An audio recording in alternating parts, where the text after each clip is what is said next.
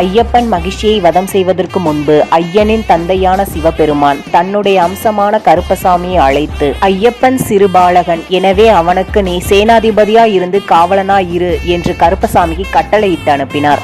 இன்றும் சபரிமலை 18ஆம் படி ஏறும் இடத்தில் கருப்பன் காவல் காத்து வருகின்றார். சபரிமலைக்கு இருமுடி எடுத்து வழிபாட்டிற்கு கிளம்பும் முன்பு கருப்பனை நினைத்து கொண்டால் நம்மை தகுந்த பாதுகாப்புடன் கருப்பனே காவலனாய் இருந்து நம்மை மலையேற்றி இறக்கி விடுவான் என்பது பக்தர்களின் அசைக்க முடியாத நம்பிக்கை. அதனால்தான் பக்தர்கள் கருப்பசாமியை வணங்கிவிட்டு ஐயப்பனை தரிசிக்க செல்கிறார்கள். நீதி, நேர்மை, நியாயம் இது அத்தனைக்கும் கட்டுப்பட்டவர் 18ஆம் படியான். நம்மிடம் நியாயம் இருந்தால் நம் அருகிலேயே இருந்து நம்மை வெற்றி பெற செய்வதில் கருப்புக்கு நிகரான தெய்வம் வேறில்லை. நம்மை யாரேனும் ஏமாற்றிவிட்டால் நம் பக்கம் உள்ள உண்மையை கருப்பனிடம் முறையிட்டால் தர்ம வழியில் நமக்கான நியாயத்தை கருப்பனே பெற்றுத் தருவார் என்பது பக்தர்களின் நம்பிக்கை.